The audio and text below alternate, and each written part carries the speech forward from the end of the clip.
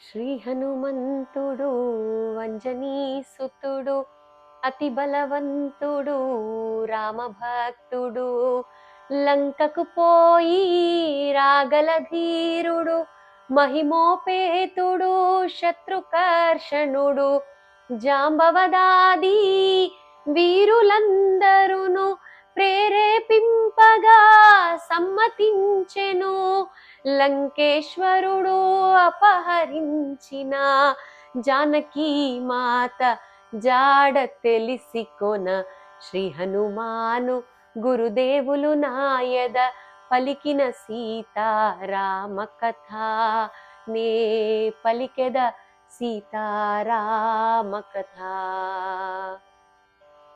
తన తండ్రి అయిన వాయుదేవునకు సూర్యచంద్ర బ్రహ్మాది దేవులకు వానరేంద్రుడు మహేంద్రగిరిపై వందనములిడే పూర్వాభిముఖుడై రామనామమున పరవశుడయ్యే రోమరోమమున పులకితుడయ్యే కాయము పెంచి కుప్పించి ఎగసే దక్షిణ దిశగా లంక జేరగా శ్రీ హనుమాను గురుదేవులు నాయద పలికిన సీతారామ కథ నే పలికెద సీతారామ కథ.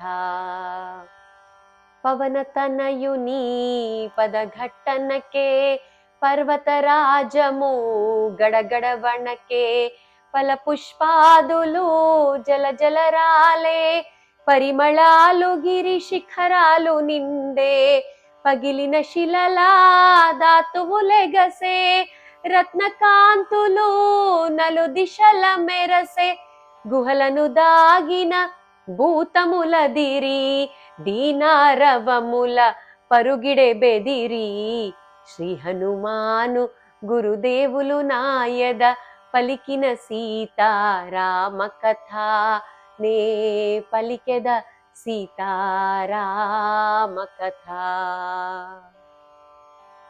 అందరికీ హనుమాన్ జయంతి శుభాకాంక్షలు.